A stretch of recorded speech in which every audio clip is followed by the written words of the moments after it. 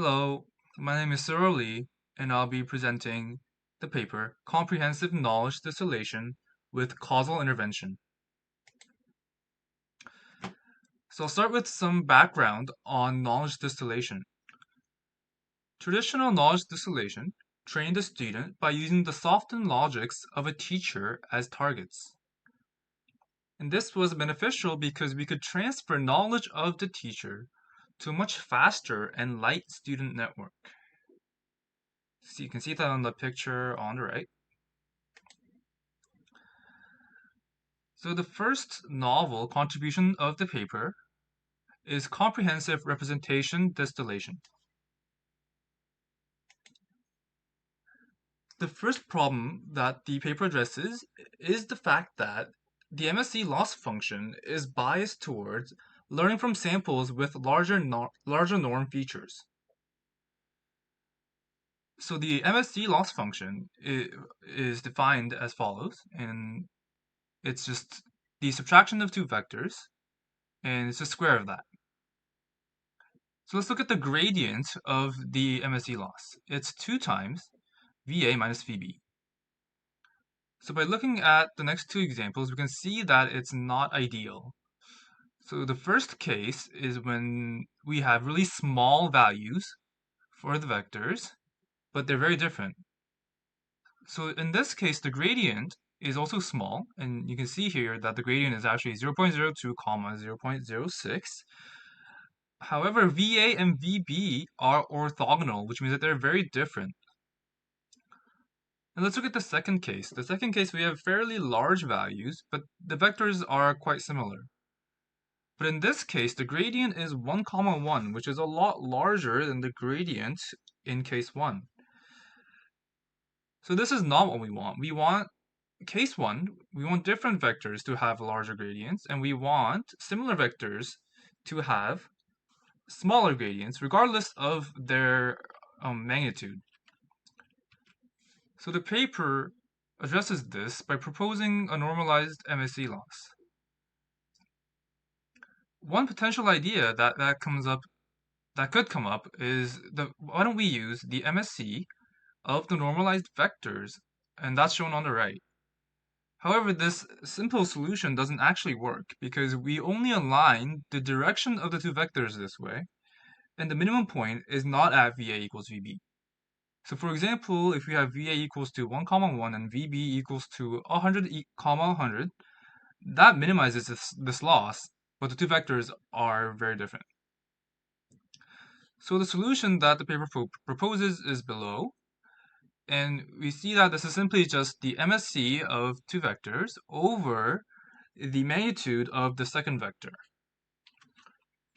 And this effectively solves the conflicting gradients problem. Alright, so the second problem that this paper addresses is the fact that traditional knowledge distillation networks doesn't have a transfer of class representations. So what class representations are, they're just a graph with all the samples in the class as the nodes. And this is helpful because we can capture sample-to-sample relations, and that helps the student mimic the distribution of sample features in the teacher. So to resolve this, they propose a class representation loss. So class representation, they define it as a matrix of cosine similarities between each pair of feature vectors belonging to class I. So that's shown below, where Hij is a feature vector of sample j in class I, and k is the total number of samples in class I. And the class representation loss that they propose is simply the MSE of the class representations of the student and the class representations of the teacher. So combining the last two solutions, we have the comprehensive representation distillation objective, which is shown here.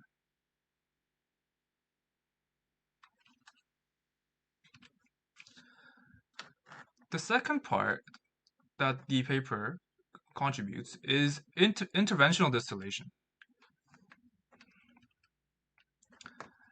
And this interventional distillation tries to solve the problem of teacher bias. And what that is the bias in the teacher getting transferred to the student. And for example, you can see that here the grass is being associated with dogs, and rooms are being associated with cats. So that's in the photo below.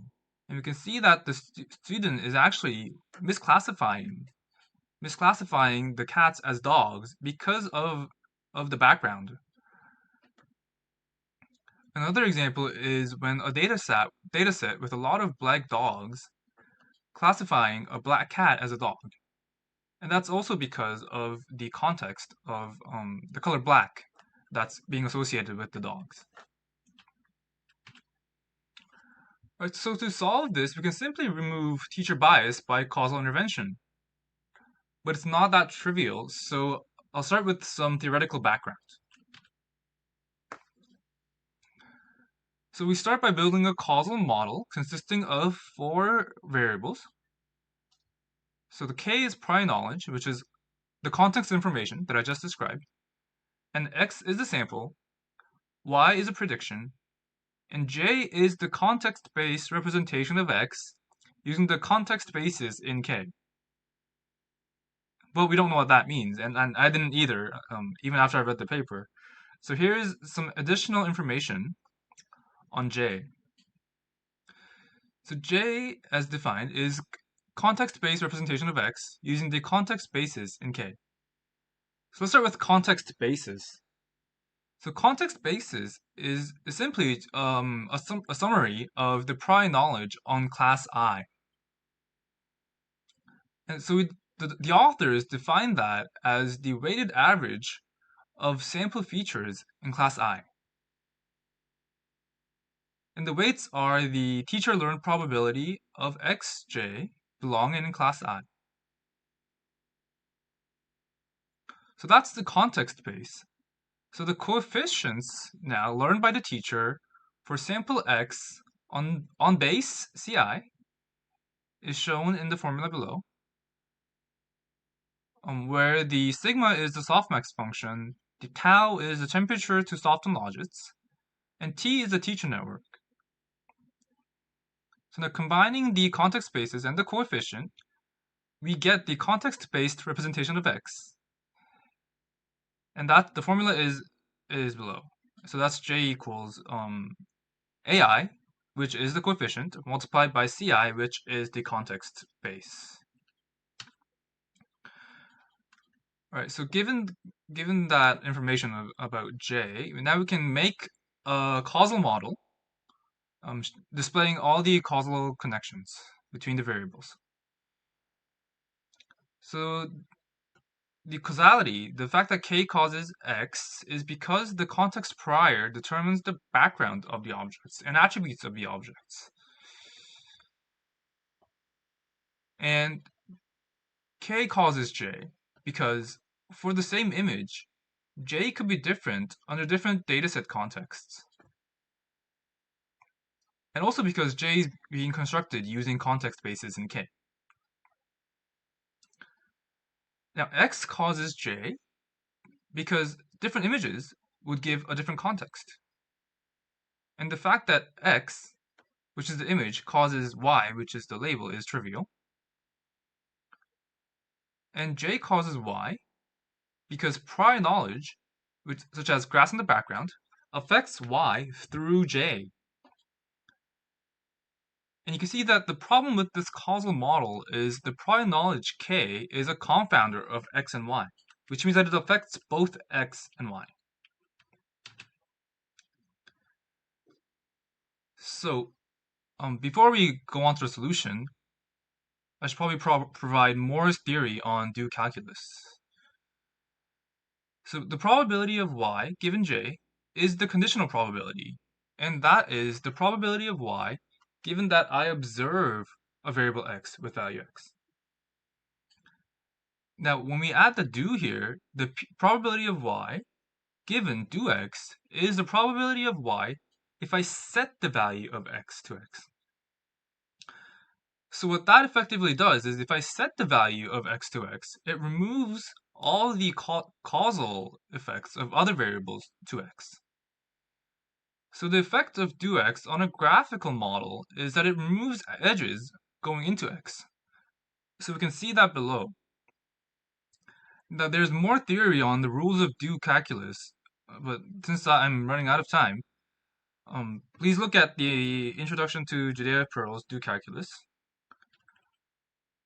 for more information. Okay, so now we go back to the solution. And the solution is to remove teacher bias by causal intervention. And now we do that by modeling y given do x instead of y given x. So the formula of that is shown. And if you're curious about how we derive that formula, how the authors derive that formula, please look at the rules of do calculus. Now, so to remove confounding effects of K, you see that the authors stratified K into pieces, where each Ki is set to the prior knowledge of class Ci. So along with that, and recalling that J is equal to Ai Ci, we get that the probability of Y given do X is the sum of whatever that is. So PCI here is the percentage of samples in class I, and the AND operator here is a concatenation operation. So in addition, the student tries to learn the context information from the teacher needed for the context-based representation J by using a KL divergence loss. So that's shown. Now, Py given do X is computationally heavy, so we approximate it using normalized weighted geometric mean. So that approximated version is shown here. So that gives us our final interventional distillation objective with the AND operator as a concatenation operation. M is the number of classes. PCI is a percentage of samples in class I, and K is the KL divergence loss. Okay, so and that gives the complete objective, which is the combination of the interventional objective and the comprehensive objective described in the first part. So that's all, and for future work, I will explain experimental method and results, and also replicate the results. Thank you.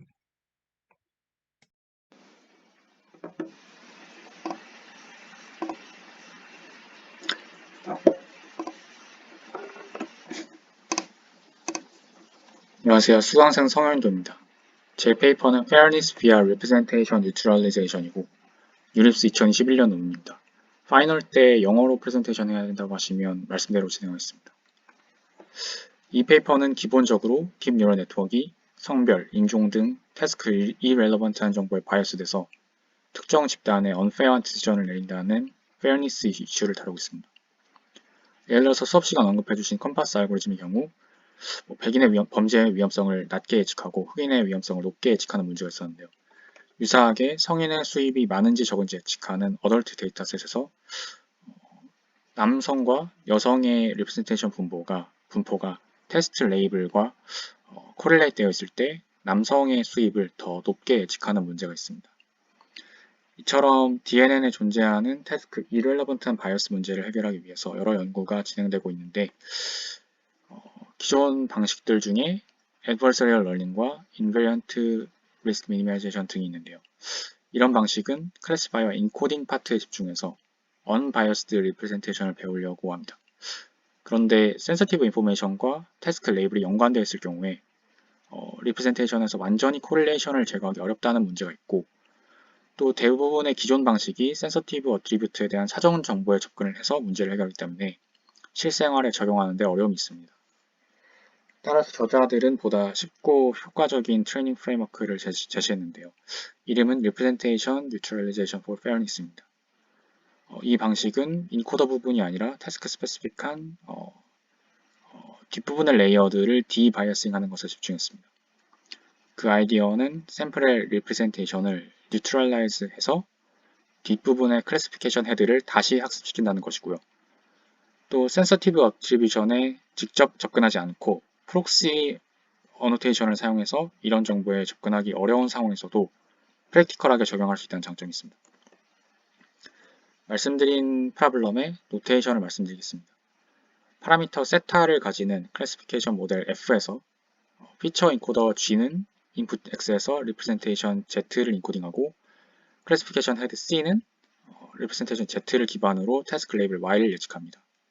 이때 C는 마지막 레이어의 소프트맥스 프로바빌리티이고 여기에 기반해서 아웃풋 프레딕션 Y 틸드를 구합니다. 저자들이 GitHub에 업로드한 예시 모델의 태뷸러 데이터셋에서는 레이어가 3개인 MLP를 사용하고 있습니다. 이때 저자들은 인코더 G를 디바이어스하는 어려운 문제보다 클래시피케이션 C의 바이어스를 간단하게 보정하는 방식을 제시합니다.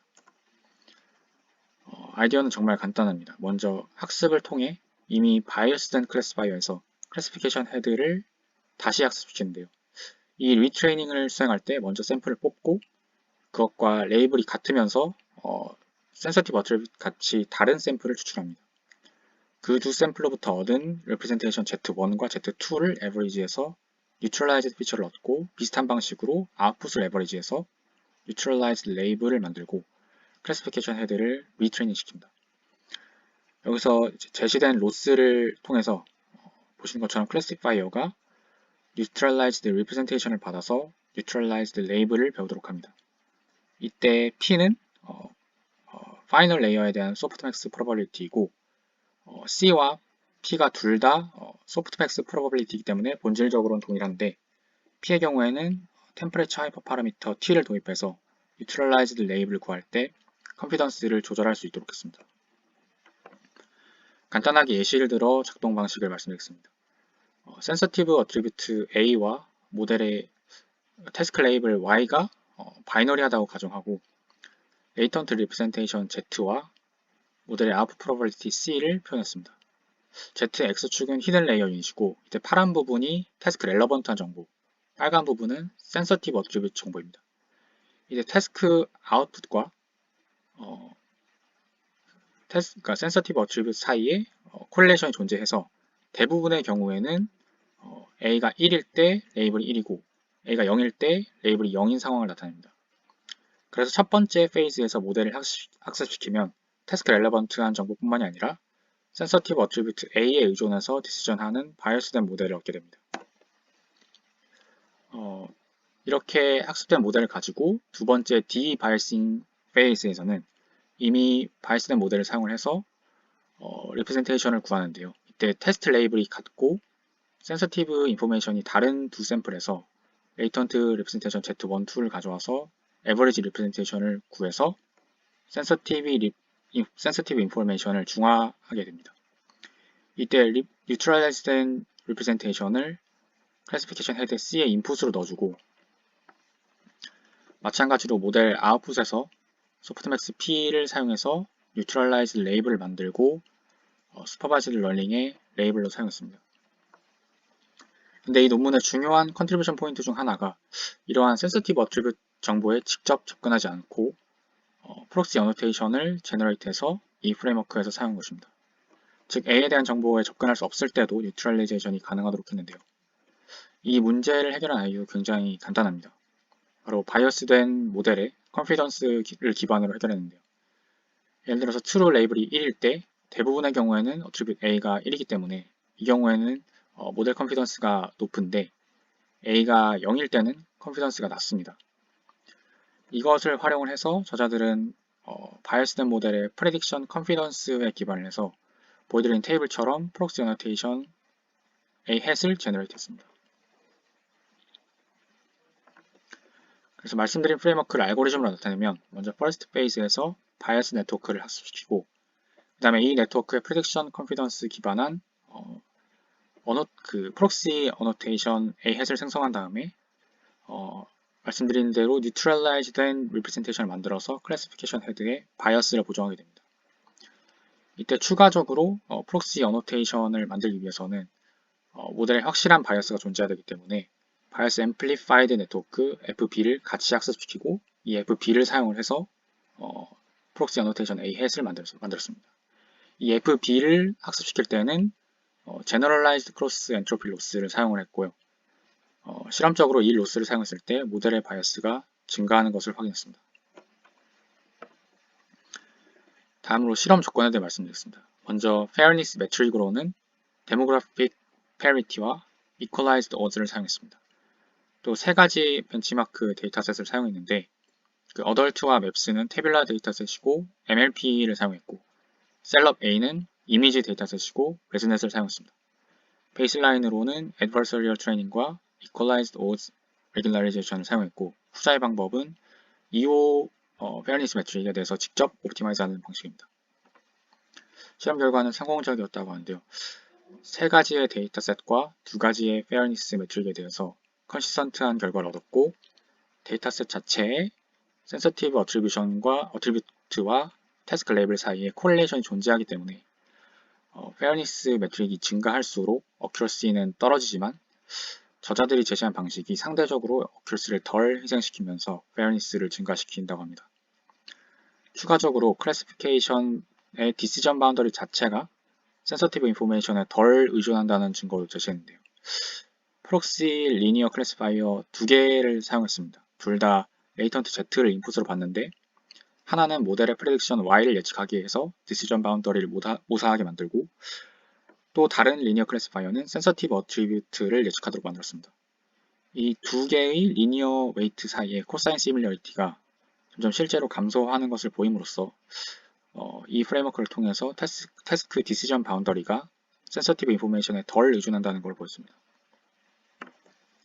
요약드리자면 바이어스된 클래시파이어를 간단하게 보정하는 효율적인 트레이닝 프레임워크를 제시하는데요. 인코더 파트에서 리프레젠테이션이 바이어스 되었더라도 이 바이어스된 리프레젠테이션을 이용해서 클래시피케이션 헤드를 보정하는 방식입니다. 기존 방식들은 이 문제를 해결하기 위해서 센서티브 어트리뷰트에 대한 프라이어 인포메이션을 가져다 썼지만 제시된 방법은 바이어스된 모델의 컨피던스를 기반으로 프록시 어노테이션을 만들어서 프랙티컬한 방식으로 클래시피케이션 헤드의 바이어스를 낮출 수 있었습니다. 들어주셔서 감사합니다.